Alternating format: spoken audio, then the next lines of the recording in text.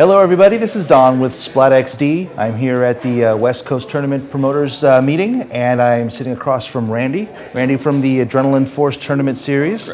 Randy is joining us again from being on hiatus. Why don't you tell us, first of all, what is the Adrenaline Force Series going to be? The Adrenaline Force Tournament Series is going to be basically a PSP feeder event.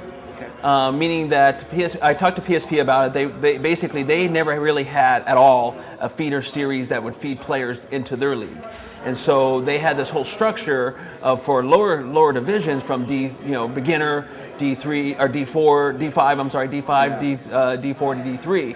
And so we decided, okay, we'll take a beginner one and we'll jump to D5 and go to D4 and D3. And we're going to just run it similar way. We're going to do the best 2 out of 3 games, give players more of a chance of seeing who really is a winner, and keeping the low cost like we've always done before. So essentially, showing up to one of your events is going to be very much like playing a PSP event as far as the format of the play is going to be is concerned. Correct. It's going to give them all the same aspects of it, but not paying the high cost. Exactly. So we're going to keep everything.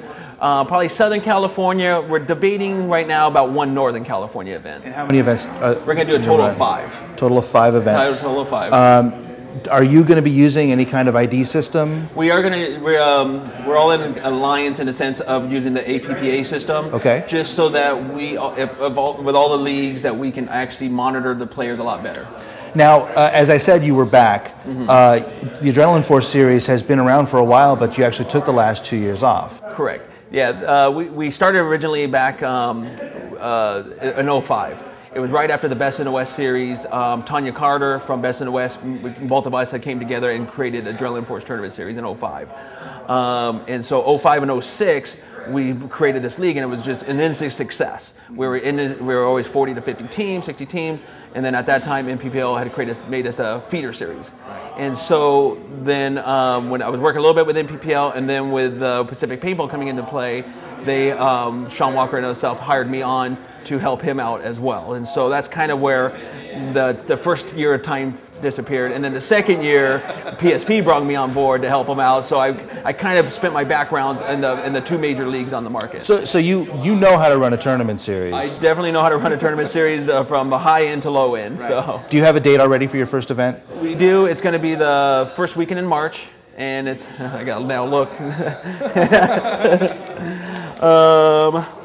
It's going to be March 7th and 8th. March 7th and 8th. It's going to be at? We're going to run it at the park in Victorville, the giant paintball park. Okay. And so we're going to have, it's actually nice up there. We have grass fields and stuff like that. So it's going to be ran up there. We have actually, believe it or not, we have a lot of sponsors on board for it being a small event. Everyone we're calling is getting on board in a sense. And we have actually a Zodian, which is the newer paintball company, joined on right away as a platinum sponsor. Platinum sponsor means they have to provide at least $2,000 worth of prizes. Wow.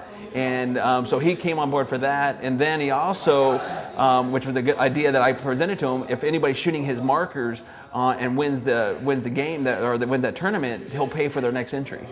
So that's pretty cool. And you also have already made media connections as well. I know Cat's Picks is. Yep, Cat Picks is going to be as one of my media promotions as well. Of course, I've known Chris with Splash, and then I'm working on with the magazine. So yeah, definitely. Now, what kind of player do you think should play your series? Most of the players that I'm looking for in the beginning is more of your beginner to maybe a couple events under your belt.